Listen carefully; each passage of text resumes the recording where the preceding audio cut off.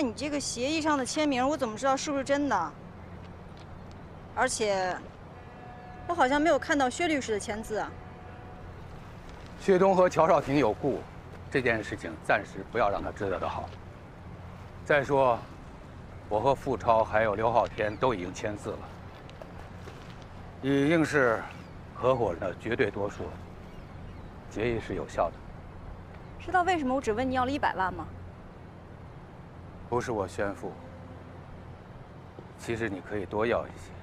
因为我觉得这个数额呢，应该不至于让你记恨我，而且我拎得动。姑且相信你这份协议是真的。最后一个条件怎么兑现啊？你是说肖闯吧？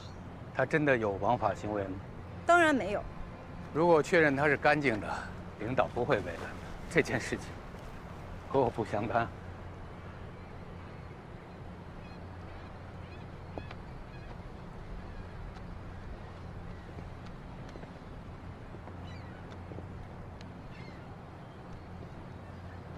你猜的没错，我确实做了备份。事实上，你拿到的这个就是备份，原始载体我留了。万一有一天我不得不交给司法机关，总得有个刑事要件的效力问题。跟您老人家合作呢，我得万分小心，因为据我所知，能和您共事的，要不然是心甘情愿的死忠，要不然就是有把柄在您手里。而我不想成为任何一种。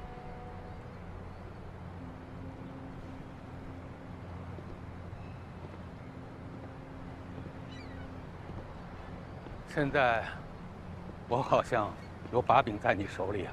这您宽心，也不是多大的事儿。您想，邹亮不是您杀的，朱红也不是您害的。就算你让邹亮伪造了银行单据，又替他掩盖了渎职行为。但依我看，就算进了关，这些加在一块儿，也顶多判个3、5年嘛。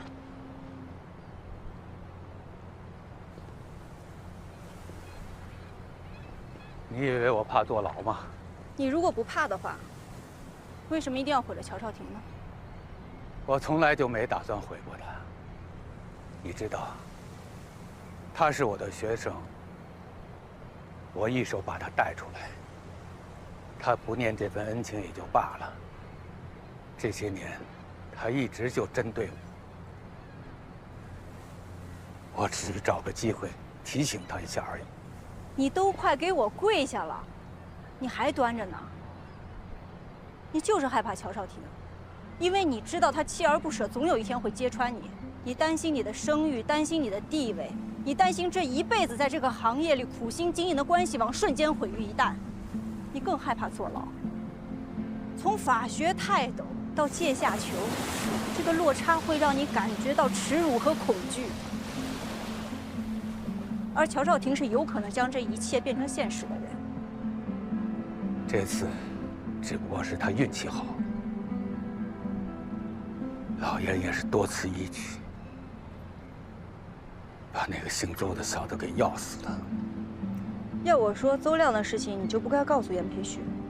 你说错了，是老严来找的我。所以严培旭并不知道自己有什么纰漏，是你发现了他的纰漏，加上邹亮有渎职行为，然后就被你抓住了把柄。邹亮，那只是凑巧而已。就算没这个小子，只要我想，乔少廷绝对拿不到银行真实的单据。不管怎么说，严培旭女婿诈死，让你有了可以坑乔少廷的机会。老严的事儿，我不可能不管。我知道你们是兵团战友，我们俩是过命的交集。厂房倒塌了，滚烫的锅炉朝我砸过来，老严扑过来，把我压在身下。我捡了一条命，可是老严他深2度受伤。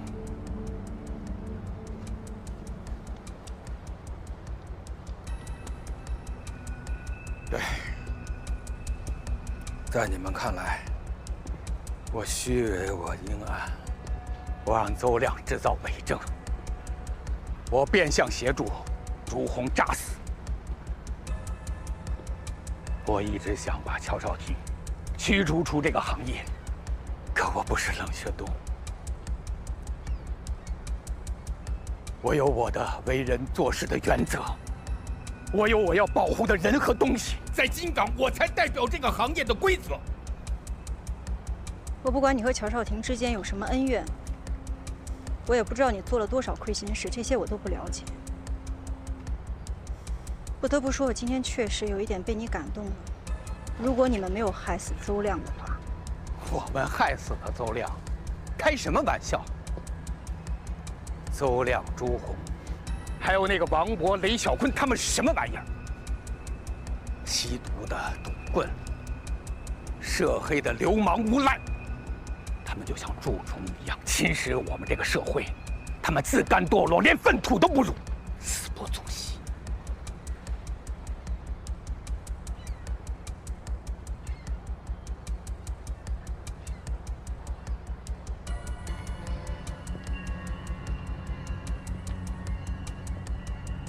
就算是坏人，哪怕是你，也有权利得到公平。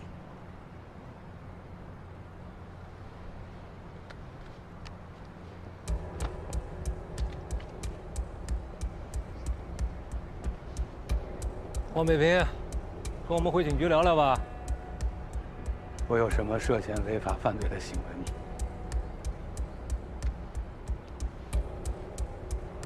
我让邹亮制造伪证，我变相的协助朱红诈死，我一直想把乔少廷驱逐出这个行业。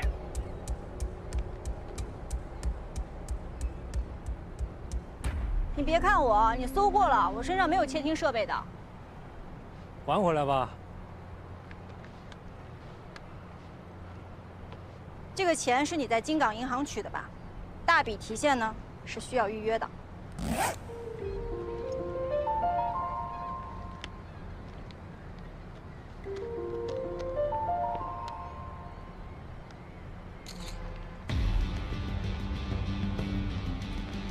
这就是你们想要的公平。没错，相对公平。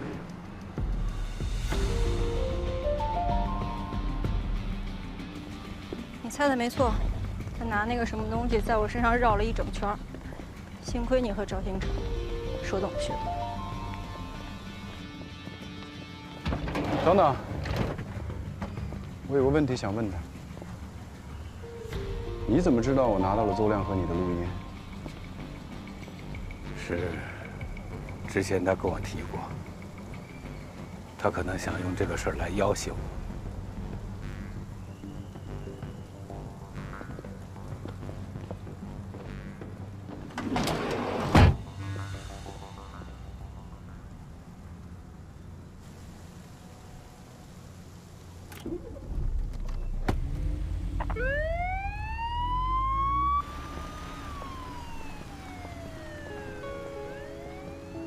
你就知道邝北平能答应，对吗？在你想好那3个条件之前，那些条件呢，虽然有点贪心，但是并不过分。这条件，动过心吗？傻子才不动心呢，说的时候可爽了。那你为什么要选择帮我呀？动心归动心，总觉得实操起来风险太大了。虽然你跟我一起把邝北平送进去了，可是以后在外面你得罪的人可就多了去了。哎，这个我权衡过，我如果得罪了你，等于也得罪了一票狠人，那肯定扳倒邝北平更划算呀，看起来也更正。我还以为你是念及伙伴情谊呢。你要这么想也行，毕竟曾经我真的挺崇拜你的。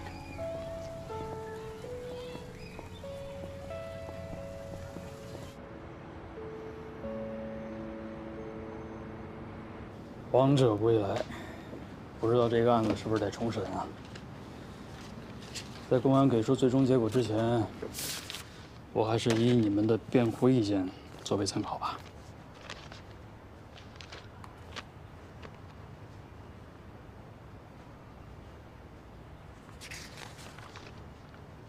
这个案子确实牵扯出很多事情，我们就是盼望法院能够秉承一个公正客观的立场。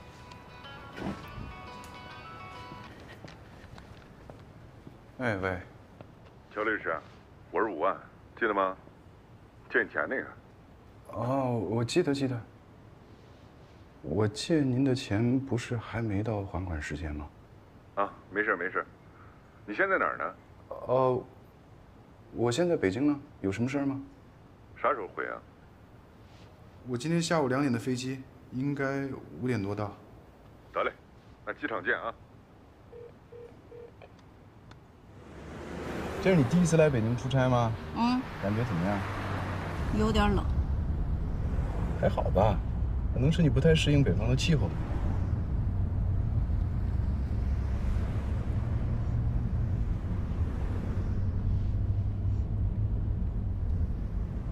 我小的时候就有很多朋友问我，你是不是觉得害怕吗？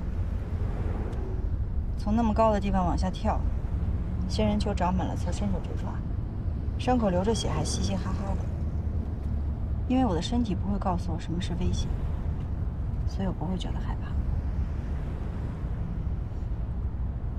我以前试着拿刀划自己，一刀下去没什么感觉，我就再划一刀，等血凝固了。就再划一刀，血越流越多，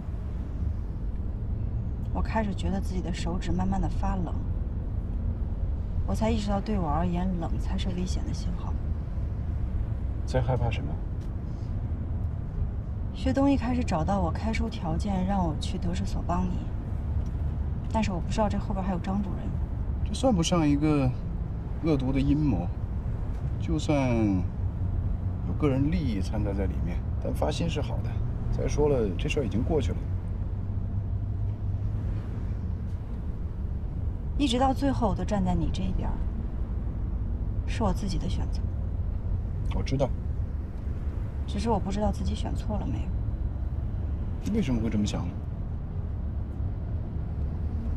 铲除了邝北平，在京港这个行业从此就是金福和德智的天下了。换句话说，也就是你的那2个校友的天下。这个局面有我一开始就知道的，也有我没看透的。乔律师一开始是都不知道的，还是全知道？我当时并没想那么多，但是你说的没错，现在确实是这样的局面。站在行业塔尖上的到底是邝北平还是张正？真的区别有这么大吗？会好一些吧。说句自大的话啊，只要有我在，张正不管怎么说也会收敛一点。和张正不一样，你是个温暖的人。但是乔律师，如果你想要自己牵制他的话，总有一天他也会容不下你的。但他要是敢，我就和你一起干掉他。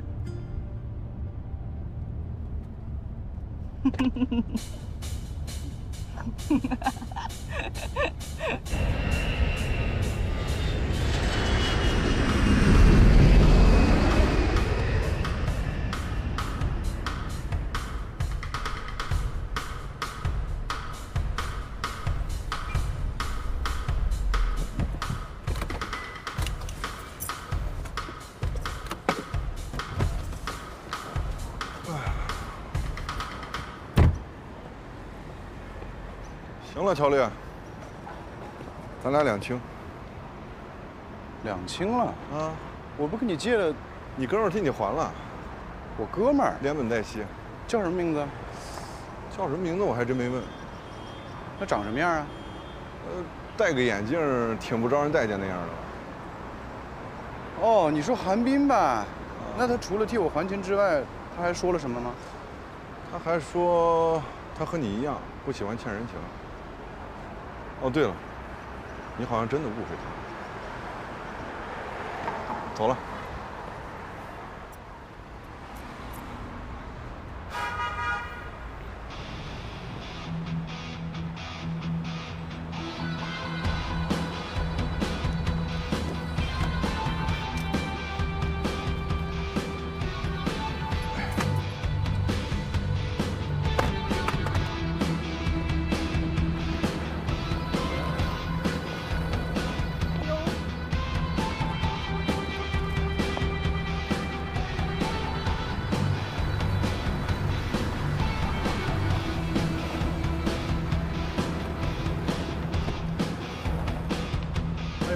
别皮了，这多危险啊！到处都是车。你这什么情况啊？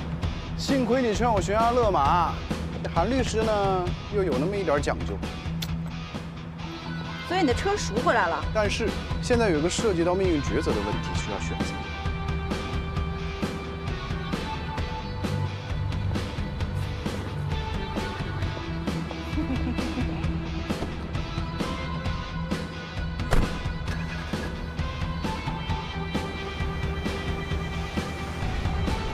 自己箱子你不拿了吗？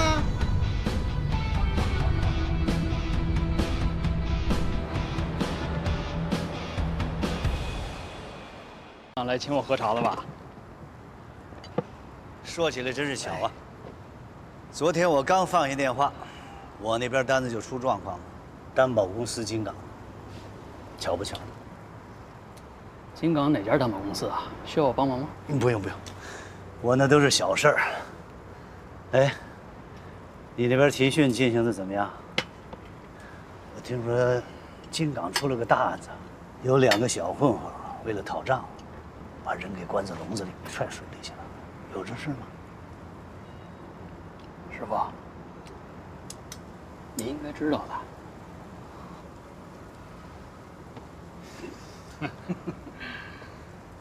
知道。哎呀，这离开院里好几年了，还是这习惯。你不说，我不问了啊。很谨慎。我要是中支管理局的，我现在就跟你小子分房。不说这些了，你今天要没有什么安排，喝完茶咱们找个地方吃饭。哎呀，您别说，我今儿啊还真有点事儿。再说了，我出差也不能喝酒啊，这话还是您教我的。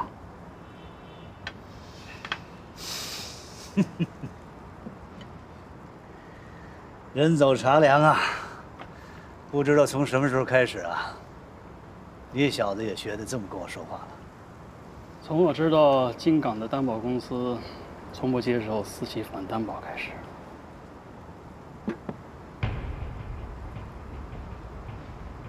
陆南，我大老远的跑来，紧赶慢赶的都是为你好。有人跟我反映，说你们办案人员手伸得太长了。我早就跟你讲过，在咱们法律圈，你不知道哪块云彩下雨。要是真招惹了不该招惹的人，什么后果？谁找的您？您让他自己来找我。师傅，我堵您的嘴啊，才是为您好。要不然等您把话都拖出来，我可能就只能办你了。踏踏实实挣钱，该买房买房，该买车买车，这不香吗？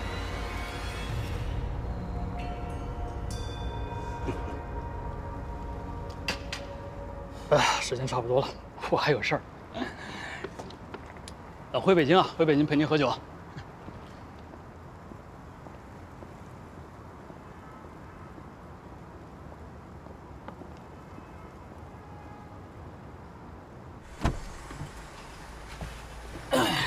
这么快，老马一定很不开心。能全身而退，他就偷着乐吧。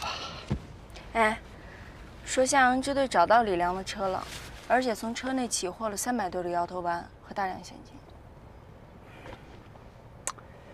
老马好办啊，但是这事儿可能还不算完。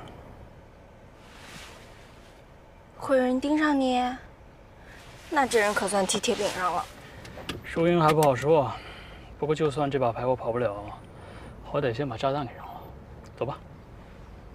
真是不好意思啊，给你们添麻烦了。没事，我当时真是慌了。那个受伤那人现在住哪个医院啊？我不行，哪天我去看看他去。你这属于见义勇为。哎呀，不过要我说啊，韩律师，以后得策略点儿。你像这种事儿，你就直接报警。虽说咱都大老爷们儿吧，但你没经过专业训练啊，万一有个什么闪失，多不值得。我这不也第一次碰上吗？真慌了。行，那我就不送你了。哎，谢谢啊。好。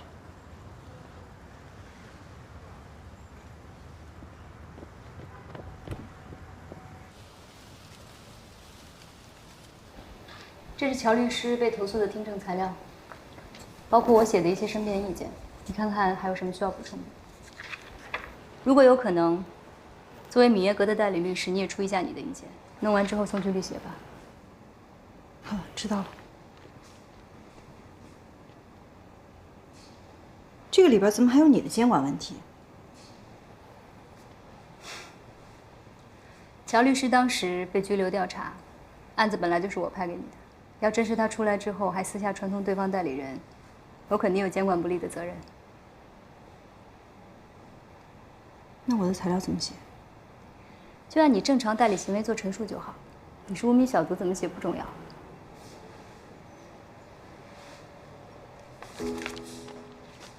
一个领导，一个案外同事承担了责任，我这个代理律师反倒没事。责任这东西，你下次再争取吧。可算是出来了，给我担心坏了，受委屈了。韩律师，韩律师回来了。韩律师回来了。韩律师好。好。哎。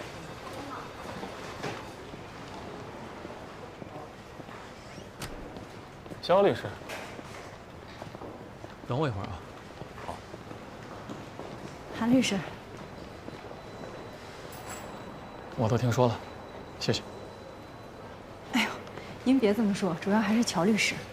我知道乔律师也有参与，可他恐怕也是看在你的面子上，人情我领了。肖律师以后再到我店里，不许花钱。公安呢，虽然把事实查清了，网上确实还有很多人在骂，您也别太往心里去。勒庞的书我也看过，少上网就是。忙你的吧。好嘞。宗飞，什么人？是我们海港辖区的吗？那我不清楚，但邹亮的案子总归你们管吧？没错，那案子是归我们队查。哎，你们有认真查吗？公安和法院是一样的，都是在职权和管辖范围内进行。需要我们出司法建议书吗？啊？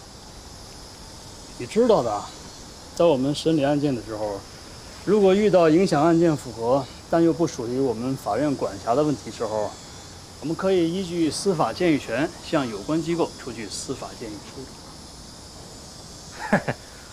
没必要搞那么麻烦吧？宗飞是吧？我去跟领导反映啊，保证啊。哎，小赵，找我是吧？对。这有点太敷衍了吧？他压根没让咱们掌握宗飞什么情况。人家有纪律，就不算是敷衍。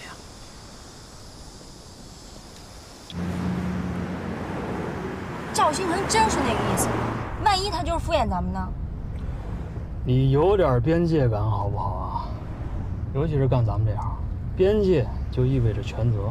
你先别说教我，要不要咱们赶紧去跟肖厂说一声？这案子的任何人和事儿都不归向阳管啊。王博老婆就羁押在向阳呢。你咋不说他儿子还在柬埔寨留学啊？啊，他儿子在柬埔寨？我就是打个比方好吧。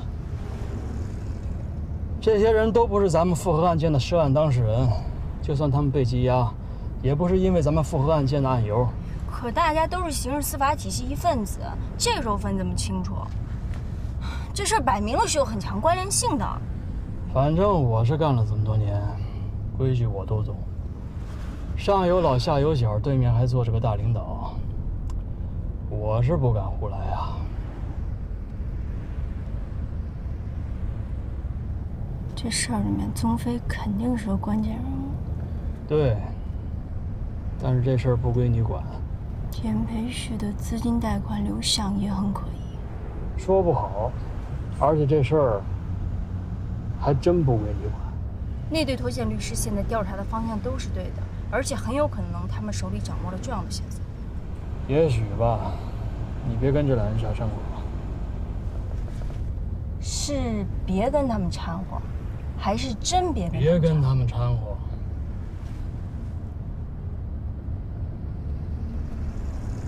靠边停车。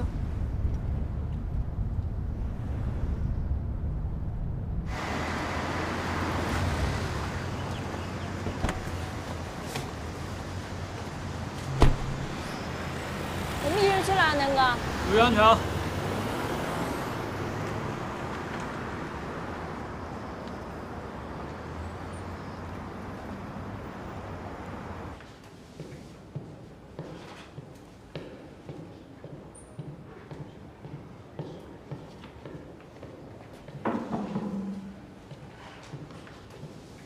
你好，交一下材料。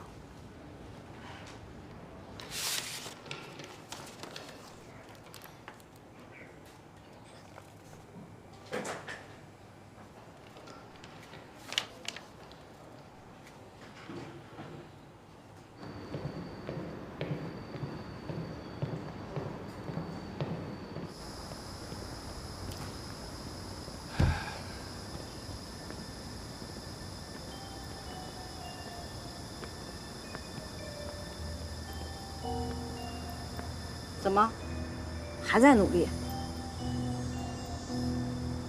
这就是你要成为的人吗？你觉得你能够帮到某个人，救到某个人，能够挽回某件事，探寻到什么真相？为了任何能自洽的正义目标，不惜跨越规则，就为了完成自我感动。要是说践踏规则这事儿，任何人在您老面前那都是班门弄斧。你看错我了，我从来没有践踏过规则，恰恰相反，我在建立秩序。只有在秩序之下，才能振兴这个行业，才能帮到很多人，救下很多人。那我就有点没搞明白了，就这丰功伟业的还不够您忙活？天天还有闲工夫在这构陷巧巧厅，是他一直在针对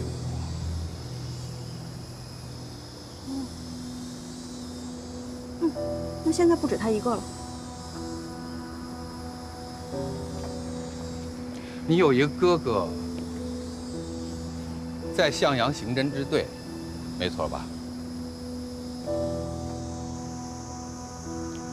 从王博爱人到韩冰那件事儿，里里外外都是他在办。程序法里好像有什么相关规定，我记得不是太清楚。但是他这么粗心大意，就算外面没人说，内部也得有人管吧？你想怎样？你说过的，你还有选择。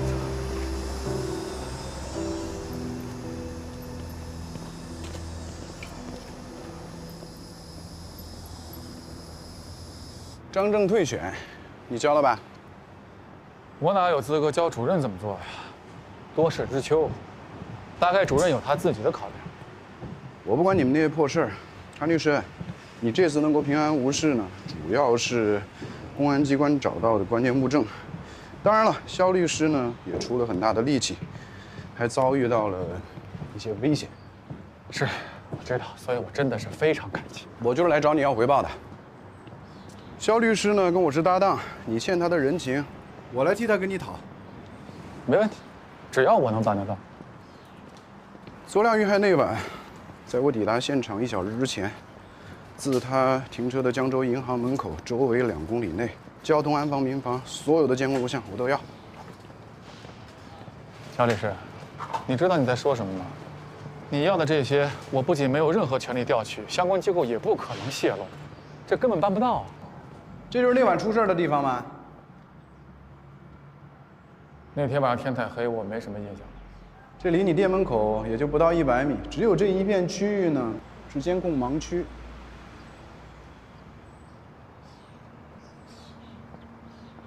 我现在所在的位置就在其中，而你呢，还在监控画面里。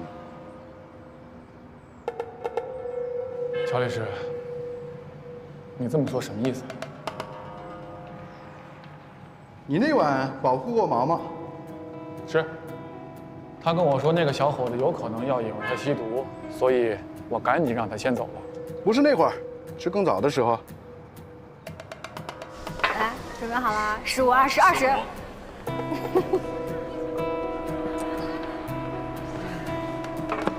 来，15、25，15、20、15，15、25。不好意思，收拾一下。快啊！15、20、15。哎呀，小杜，来过来收拾一下。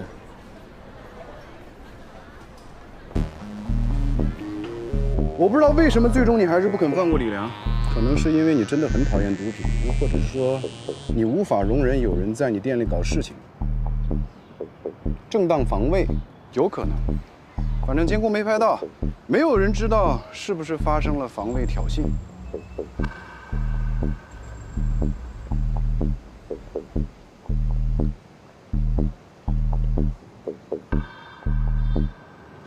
我真的想不通你为什么会这么看我。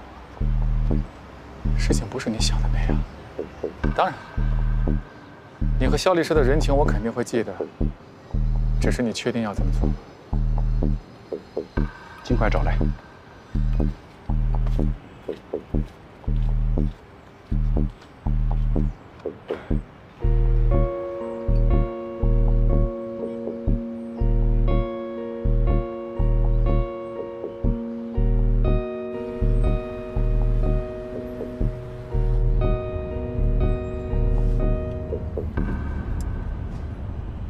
哎，你是不是接到挪车电话了？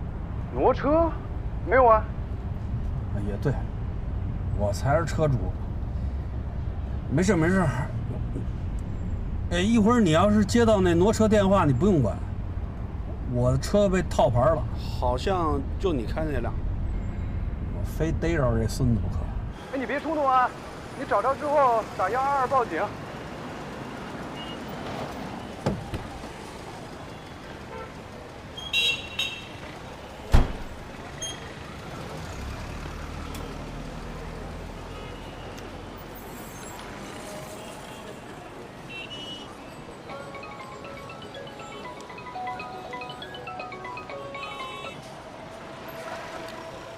妹妹，刚才是你给我打的电话吧？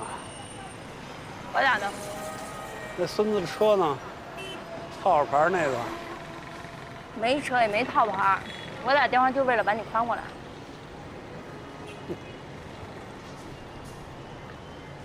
站住！又没人买你心虚什么呀？哼，你这姑娘真逗，是不是中午吃水果吃多了齁着了？啊？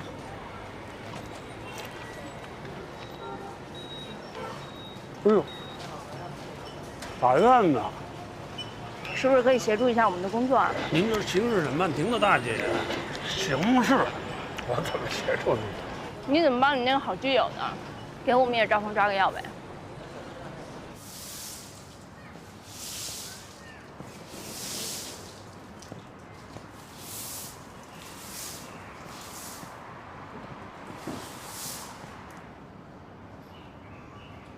哟，我这儿今天可比所里热闹。不是因为免单，因为我辣酱吃完了。保证供应。我第一次感觉到被人威胁有多么恶心。邝北平，你怎么知道？尽管我想不出来还有谁能够威胁到你，但只要有，你8、9成都会去找乔律师。现在跑到我这儿来生闷气，那只能说明你怕告诉他了之后，让他替你担心吧。总之呢，我是非常非常的生气。说来也巧，今天也有人威胁我，还是借你的人情。乔律师吗？他为什么要威胁你？乔二良，乔二良，你给我出来！尊重一下人家嘛。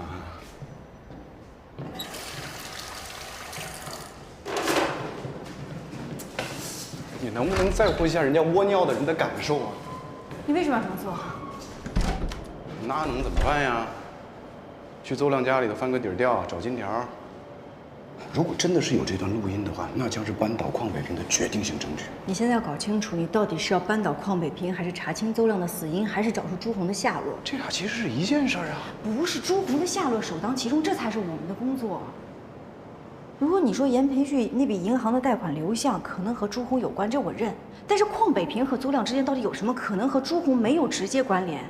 如果这个线索查不下去，就别跟进其他线索了，你越界了。照你这么说，我俩都不是第一次越界。是我们都不是第一次越界，但是你之前说过相对公平，我们之前一直在追寻的是这个相对公平，不是像现在这样连底线都放弃。不是肖律师，我是不管你为了什么，如果遇到阻碍就寻求非法手段，那你找韩律师干嘛？找邝美萍不是更好吗？要风得风，要雨得雨。你认定的黑的也能洗白，不可能的也能实现。可是你当法律不存在吗？我真的崇拜过你。看来到此为止了。我以为你是不会变的。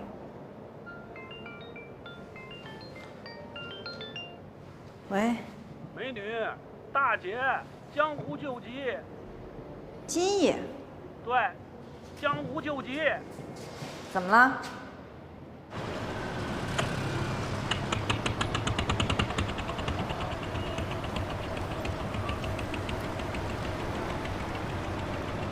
妹妹，你大胆地往前走啊！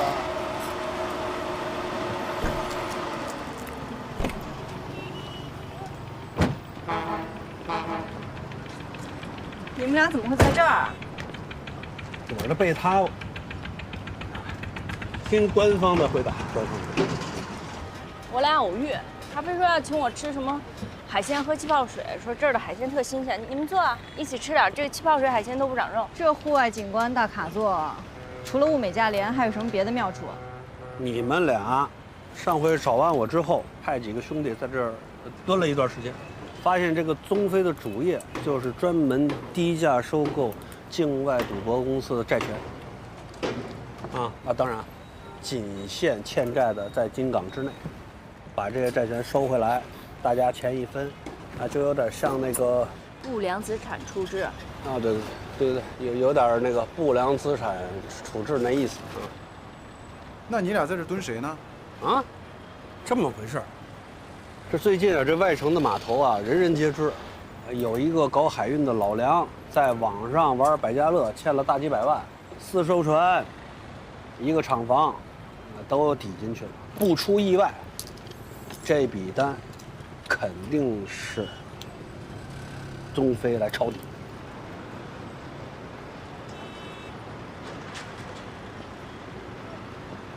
我这么问吧，这位方法官为什么会和你在这儿？这姑娘，法官大人非得问我在哪片替你找宗飞。我说西滨港啊。他说这宗飞最应该出现在什么地方？我说船厂啊。然后他就买了这些东西，那我就吃呗。所以你认定宗飞肯定会来这儿？关键是这笔账的数太大了，而且这外城码头这本身就是他地盘，他应该会亲自来收这笔账。我猜测啊，你们明断。逻辑缜密，果然是聪明绝顶。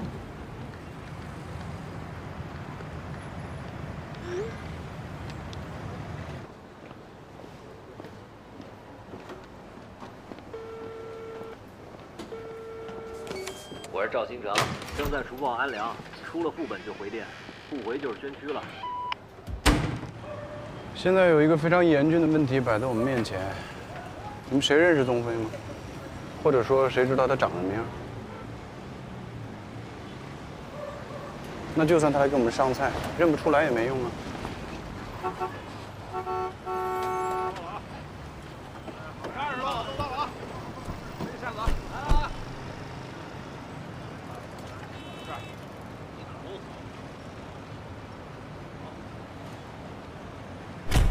为什么跟着我？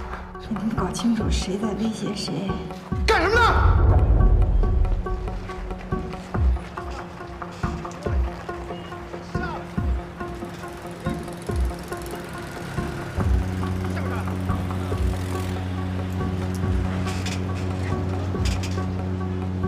别往那边看。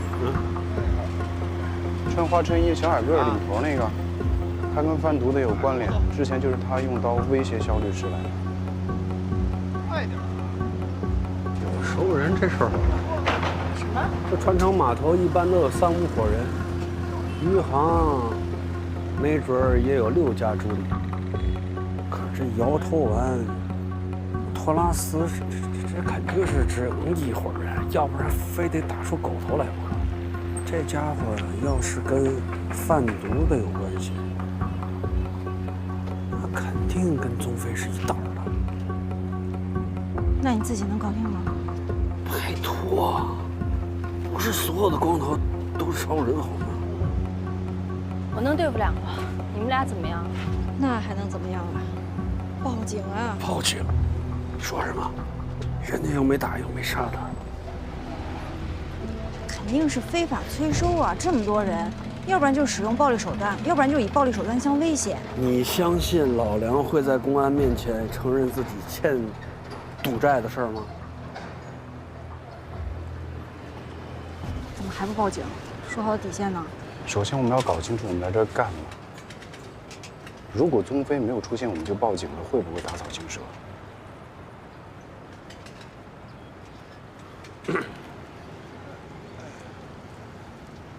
别干了！哎，老板娘，老什么老板娘？别干了！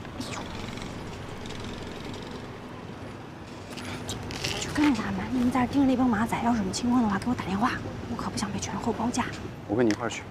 我这就3个人，这一群呢，你好歹假仗一下。这事儿没得商量，不会让你一个人去的。你走我后面了。哎，那我，哎，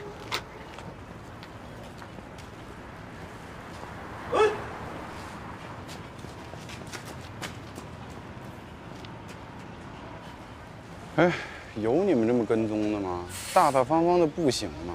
就你们这样，分分钟能被人发现。我先过去探探虚实。哎，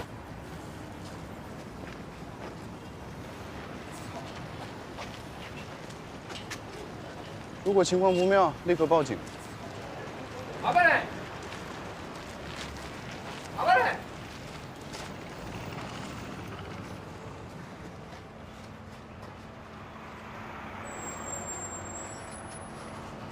哎，谁呀？你管我谁呢？宗飞在哪儿？我要见他。有一个什么事？他卖的货把我一哥们儿给抽死了，你说什么事儿？快点，让他进来。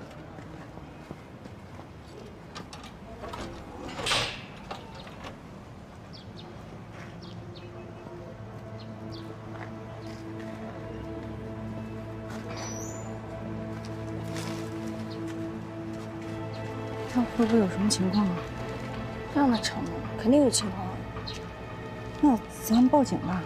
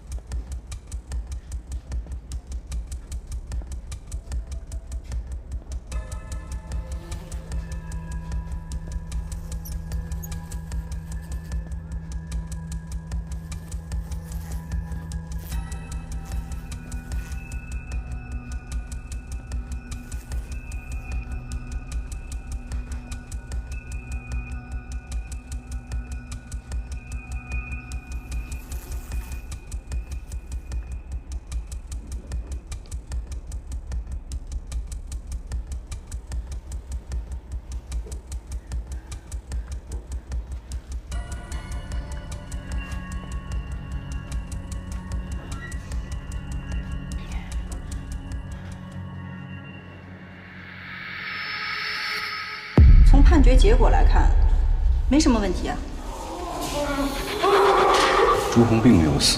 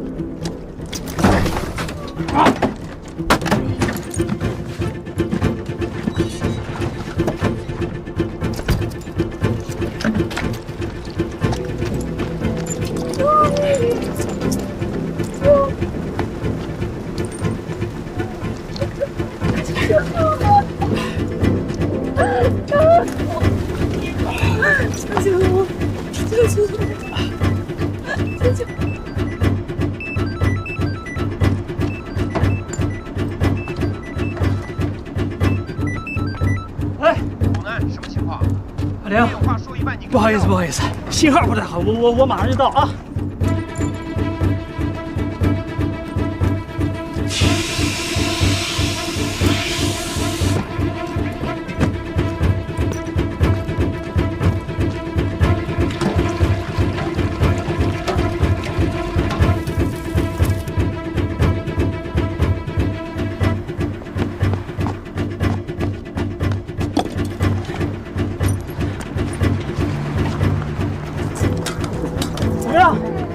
没事吧？啊，我们没事，小宝贝没事啊。哎，这边是南京环城公路，从南向北方向有6辆车的事故，你们赶紧派救护车过来。对，有人员受伤，还有救火车。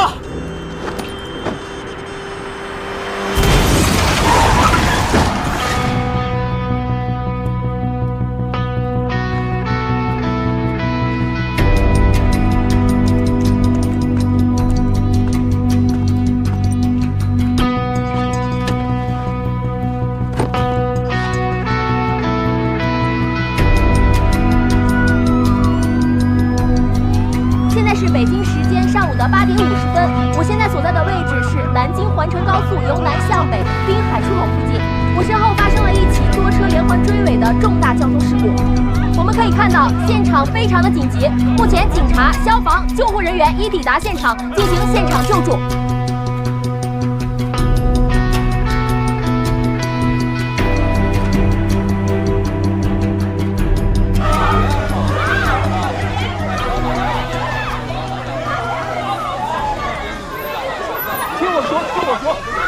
我知道，我理解。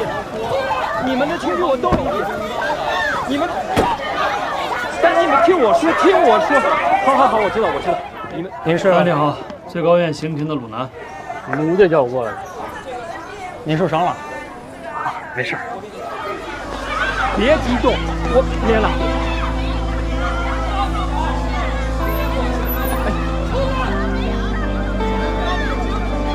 好，我知道，哎，吴队你好，我抱歉让你久等了啊。铁路上请等。好。我是不是在哪见过你？不会吧？我第一次到南京。带卢法官去会议室。行，这边请。哎，卢法官。好。你们不停在会议室啊，我处理一下就来。知道了。副领，不好意思啊，我这是江州行政支队的乔政委。哦，您好，最高院刑庭鲁南。你好，吴队这回有事，他一会儿过来。我刚才碰见吴队了，门口有几个被害人家属在围堵律师，他去处理一下。啊，您看我是在这儿给您汇报。金港的案子不急，你先看看这案子。这是怎么个意思啊？今天把你叫来南京，除了汇报案子，就为……不好意思，我接个电话。喂。你们的心情我们能够理解，但法律是要走程序的。程序？我姐姐都走了9年了。9年了，你们年半生疏，现在都没一个说。法院已经做出了判决，死刑是需要走复核程序的，好吧？请你们再等一等，法律一定会还你们公道的。我们等不了了，必须要严惩凶手。你们要法律一定会还你们公道的。对。你们先回去好吗？请相信法律啊！相信法律。您好。这里是四星区交通支队，刚才是您在滨海出口报的警吧？啊，是我。怎么称呼？鲁南。哦，是这样，我们要麻烦您来支队做个笔录，协助我们了解一下事发当时的现场情况。如果您有受伤或者经济损失的话，也好一并处理。啊，这样，我现在这边有个比较着急的工作要处理，等我处理完了，我尽快赶过去，好吧？不是你这刚到，又急着去哪儿啊？我还能去哪儿啊？晚上我得去上海赶车去金港啊！领导，您赶紧让我给您汇报金港那边案子的情况吧，我顺便报告就行。不，你先听我说，金港的案子不着急，回头再说。这边有个案子需要你协助一下。怎么？有什么棘手的问题吗？这是咱们庭承办的另一起死刑复核案件，案情虽然牵扯到南京和江州2个城市，倒也谈不上有多复杂。这样。你一会儿把案卷看一下。啊。哦，等等，那个去趟洗手间，照照镜子，收拾一下自己，拿点相关最高院的法官。好，出门左拐。哎。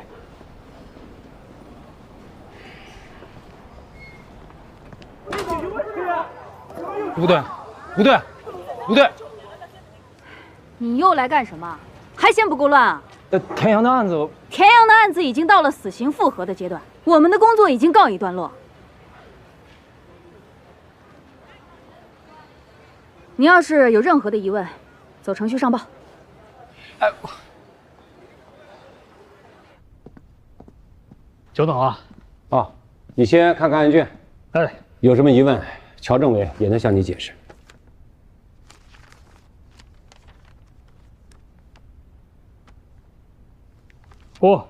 9年前的案子啊？对，9年前，在我市汉江区接到一起失踪报案，失踪人刘凤军于5月9日下午离开家后失联。根据家属提供的信息，刘凤军失踪当天携带了人民币10万元，打算去吴越广场换汇的集散地，私下换一些美元。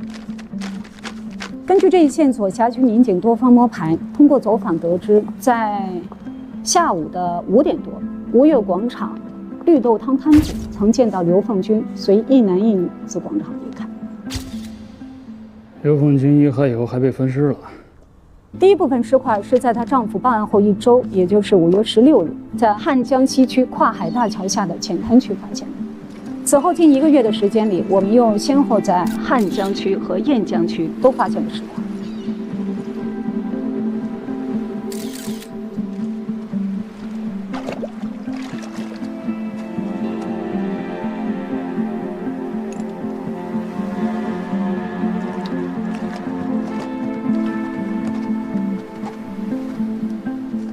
初步推断，应当是一起财产动机的故意杀人案，而嫌疑人很可能是以换汇名义将刘凤军带离吴越广场的一男一女。杀人和分尸用的同一把刀，而且这把刀还出现在另外一起刑事案件。说起来，这把凶器的发现时间甚至要早于确认刘凤军遇害的时间。5月11日。在汉江金汇夜总会附近，有2伙年轻人因为在夜总会发生摩擦，爆发了冲突，双方一路追打。其中一名男青年在路边的垃圾桶里捡到了这把猎刀，并用这把猎刀捅伤了对方一人。走了，杀人了！警察及时赶到，把两边的人都抓了。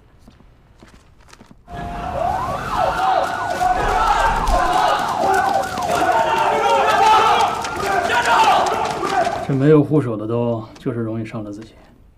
这刀上一共提取了5个人的 DNA。当我们把被害人刘凤军的 DNA 信息录入到信息库后，立刻就跳出了这个比对结果。我们才知道，原来凶器早就被起获了。伤人者的血留在了刀上啊，被害人的血。 刘凤军的 DNA， 田阳的 DNA， 还有一个不明身份者的 DNA。很幸运，在这把凶器残留的白细胞中，我们都提取到了 DNA， 其中有2组是与被害人刘凤军以及被告人田阳相吻合的。看来你对这案子挺了解啊，我也甭翻了，干脆你给我讲讲算了。之后的情况我更了解。 还是我来说吧。当时虽然从凶器上提取到了 DNA， 但是被告人田阳还有李梦琪并没有犯罪前科，也没有 DNA 存档。再加上吴越广场人员构成复杂、流动性大，排查起来十分困难。江州警方始终没有能够确定凶手的身份，导致这个案件一拖就是9年。直到今年年初。 我市经侦人员对于本市的斯塔瑞进出口贸易公司涉嫌贿赂海关人员，对董事长田阳采取了强制性措施。田阳被羁押之后，他的指纹、脚印还有 DNA 信息，我们都按照流程采样，并且录入了公安部的信息库。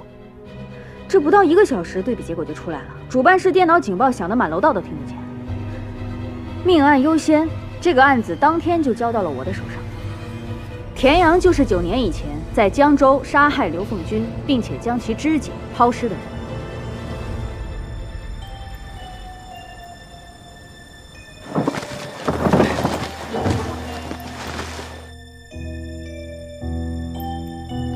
之一，我看他还有个同案李梦琪。但是判决没他，还是人没抓着吗？ 就是因为李梦琪，你们老大才会来南京。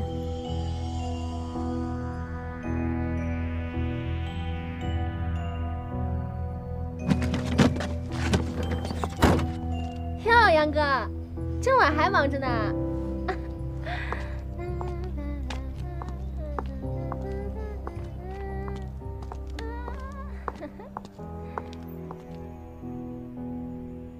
这个吴队是您的？我发小，一起在审计局大院长大。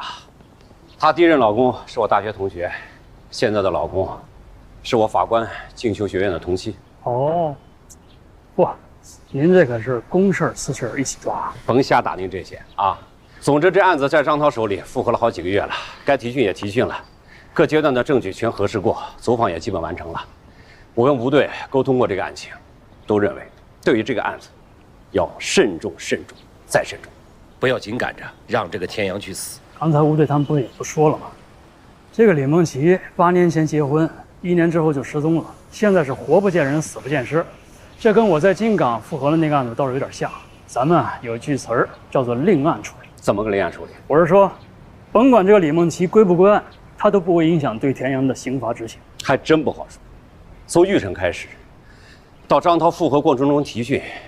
这个田阳什么都认，只有一点，他坚称将被害人刘凤军带回他们租住的地方后，是李梦琪临时起意持刀杀人，他只是协助李梦琪分尸和抛尸。就这一点上啊，如果有李梦琪的口供来印证，自然是更完全。完全不完全的，也不会改变田阳的故意杀人罪。师傅，我马上过来，稍等啊。李梦琪怎么就突然失踪了呢？ 你能不能仔细的看看案卷？首先，吴越广场的目击证人证实，刘凤军是跟着1男1女离开的。其次，审讯田阳的时候，他准确地说出了李梦琪的各种身份信息。江州刑侦支队先后进行过3次照片指认，每次他都能够准确无误地从几十张照片中指认出李梦琪。第三，李梦琪结婚前曾混迹多处娱乐场所。江州警方找到了2名那一时期跟他相识的歌厅小姐，虽然时隔太久，他们无法明确的指认田阳，但却透露出李梦琪当时租住的地方，恰好就是田阳杀人分尸的那个筒子楼。那筒子楼现在还在吗？你说呢？9年了，对，早就退兵盖写字楼了。都9年了，您觉得我现在还能做点什么？这案子不是张涛负责吗？哎，他人呢？哦，他跟乔治啊，领导，您带他跟乔治现在也在江州，也在调查核实李梦琪的相关情况。哎，领导，您先别着急走，您得给我指条道啊！我就这几个小时，您让我到哪儿去给您找李梦琪去？鼻子底下是什么？吴队和乔正都在，自己去问去。那2位你也看到了，他明显就不对付呀，这说话都夹枪带棒的。你尽量配合就好，这是他们公安主导的案件调查，人家内部有什么分歧，不关你事，你别在这推三阻四的。你别忘了，你金港的案子要组合议庭吧？你算上方院，你还差一个，到时候你可别来求我。啊，领导，咱一码归一码啊，您可不能拿金港的案子来要挟我。说什么呢？什么叫要挟？我还不能给你布置任务了。这2边都是咱们的案子，需要分那么清吗？不是，领导。行了，抓紧时间啊，别耽误事了。去核实一下李梦琪的情况。别啰嗦了，赶紧去干活去。哦，对了，别以为我没问你就不知道了。你是遇上车祸了吧？受伤了没有？我是说除了脸上。我没事儿。赶紧换身，赶紧的啊，注意形象。好了，走吧。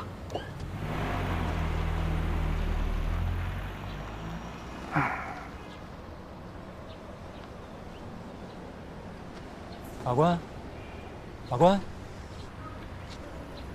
哎，法官您好。啊，你是刚才那个？是的，是的。我是田阳的律师，我姓冉，叫冉森。哦，你好，你有什么事儿吗？我知道您是最高院的，是不是跟我当事人的死刑复核有关？我不是想替田阳喊冤啊，但刘凤军真的不是他亲手杀的。对不起，这个案子不归我负责。那个，你是律师，你应该懂规矩。这案件是张法官承办的，没错，但我向您反映情况也不违反规定啊。而且我认为，在这起案件的调查上，本市公安人为架设了很多障碍。那你应该去找督察或者纪委，懂吗？李梦琪只要一天没有归案，就不能确认是田阳实施的谋杀。如果是执行死刑之后才将李梦琪抓到，就只能听他的一面之词了，这样对田阳很不公平。这话你刚才怎么不跟死者家属说去啊？吴汉副队长知道李梦琪的下落。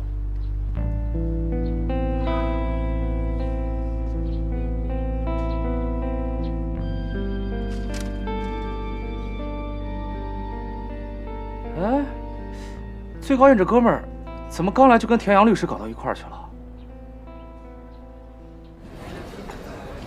卢法官，您看您想吃点什么？随便。那我就看着点了啊。哎，麻烦给我拿一下这个。来，您拿。这个多少钱一个？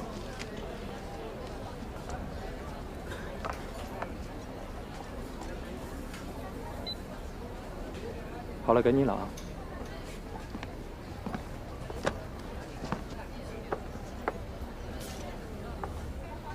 谢谢啊。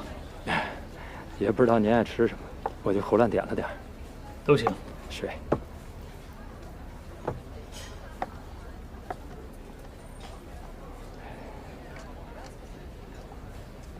嗯。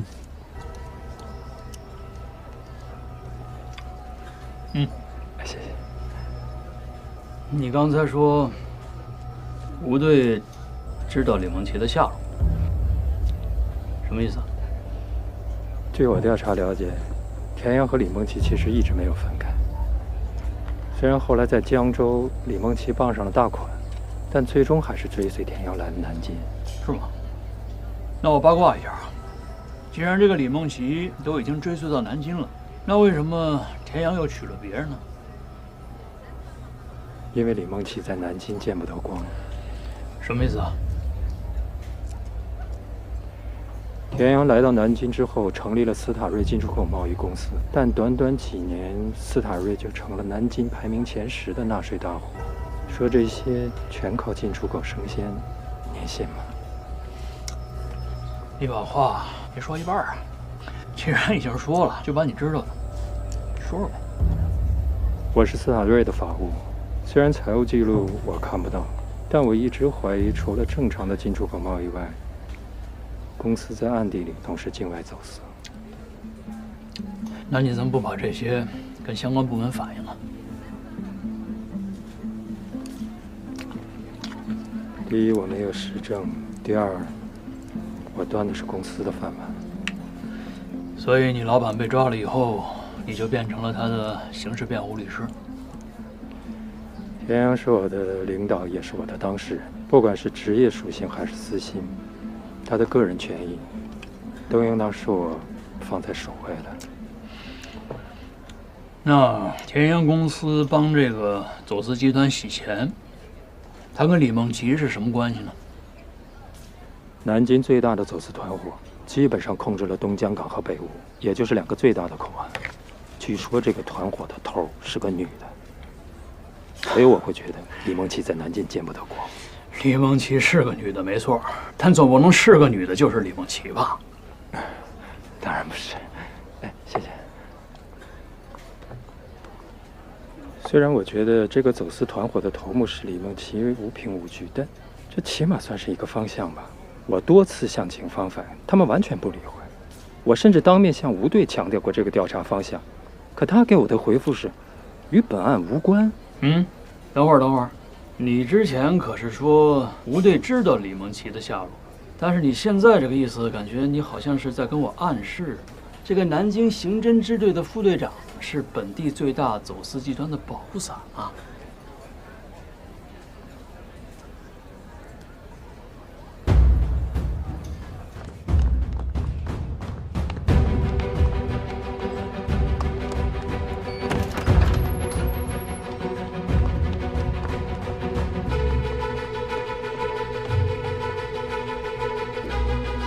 咱们的人正在赶往医院确认身份。放大，再放大。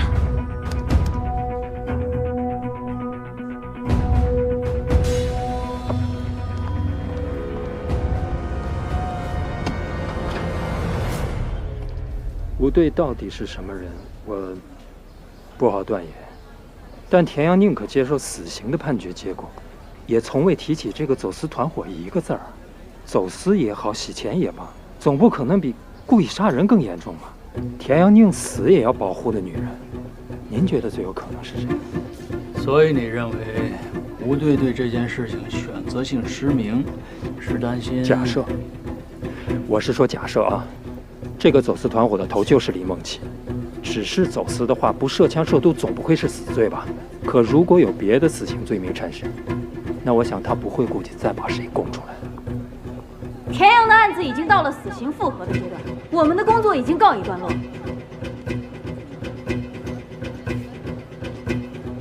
你要是有任何的疑问，走程序上报。你的这套逻辑啊，不能说是口语不通，不好意思啊，我话说的有点过，但确实是有点牵强。而且我刚跟你说了，我不是这个案子的承办人。不管您是不是这个案件的承办人，但我知道您是外来的，您不会受南京各方势力的影响。不管这个田阳他该不该死，但是我觉得啊，由你给他做律师，这都是他的幸运。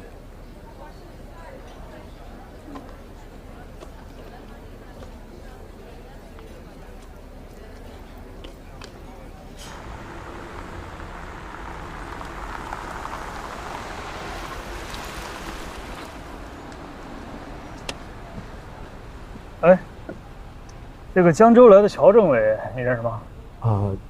凶杀案发生在江州，乔正是江州方面这个案件的负责人，他对这个案子格外上心，常跑来南京。因为我是斯塔瑞公司的法务，所以也询问过我几次。所以你对李梦琪的猜测，你也都跟他说过了。乔正其实还是很认可，他对李梦琪这个人很关注，很多关于李梦琪的重要信息都是他带。那乔正怎么看吴队啊？我没敢在他面前加个微信吧。好。我想你。